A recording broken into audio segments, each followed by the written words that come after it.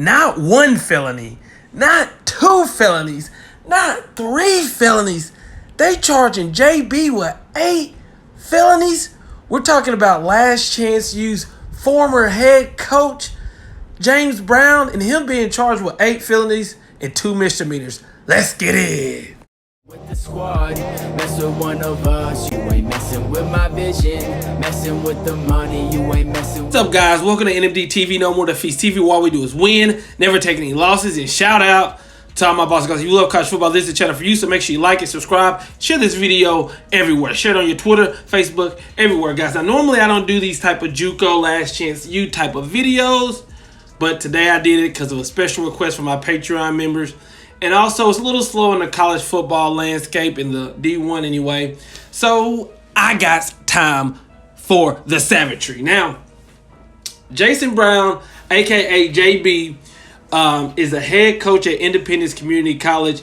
And it was broke last night. The first article I saw was 247. A lot of information that I'm going to be bringing to you is from footballscoop.com. But JB has been charged with 4 counts of blackmail, 4 counts of identity theft, and 2 counts of criminal false communication. Now, before I get to how this came about and what he actually did, you got to know that JB, first of all, he's no longer with the Independence team. He's a former coach there now. And the reason he had to resign was because there was a story that came out in the local news arena that he basically told a German player, "I'm your new Hitler," via text messages, and there was a big ordeal about it. They ended up coming to the decision that Jason Brown, JB, had to leave the school. He ends up resigning. Well, when he resigned, he said more plainly, "The Montgomery County Chronicle has greatly diminished my ability to successfully do my job and has set this football program back significantly. In the cumulative effect of all the detrimental factors, I believe clearly constitute a constructive discharge of my employment," is partially what he said. So that shows you right there that him and the Montgomery County Chronicle never had a good relationship. Well, let's get back to why he was charged for 4 counts of blackmail, 4 counts of identity theft, and 2 counts of false communication. JB faked or acted like he was a lawyer.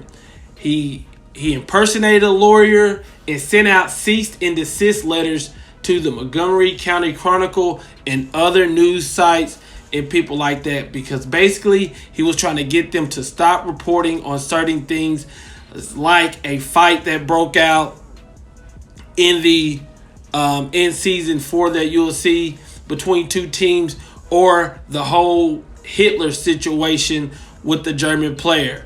He was trying to get them not to report on that, so he acted like a lawyer, a legit lawyer, a legit law firm, and sent out cease and desist letters. Well, these news people, the news arena, they end up thinking that this is a little fishy. They get together, end up showing law enforcement. Law enforcement easily just calls up the law firm, calls up the lawyer. They hadn't heard anything about it. They hadn't heard anything to do with it. And somehow the investigation ended up getting JB charged with 4 counts of blackmail, 4 counts of identity theft, and 2 counts of criminal false communication. I've said those charges 3 times in this video because damn, those are some tough charges to get thrown at you, and plenty of charges to get thrown at you. So it's tough on JB, but if he did do this, he brought it on himself. JB did respond. Let me get to that. JB did respond. He told Football Scoop Friday evening, he said, "I'm surprised as you are. This is crazy. I'm trying to find out what's going on myself. I've been contacted by I have not been contacted by anyone." Goodness, I just butchered that. Let me re-say that for the people. "I'm surprised as you are. This is crazy. I'm trying to find out what's going on myself. I've not been contacted by anyone." So JB says, "I don't know what's going on, bruh. I don't know what's going on." So now, how do I look at it? Like I said, I can't believe somebody's being charged like this, but if there was anybody to be charged, I see JB. Now, I want to say there's certain aspects of JB that I do like. You know, would I want him to coach my son? Hell no. But JB is a type where he actually feels that he can do anything. He feels he's the best coach. He can win championships. He can get away with things. And when you have that attitude that you can succeed at anything, no matter the cost, that's the key, no matter the cost, situation like this could happen. If he did this, it shows you that he thinks that, hey, I can impersonate a lawyer. I can act like I'm somebody else and send out fake cease and desist letters and get away with it if he did this. Now, so that's basically what I think about it. He's no longer the coach there.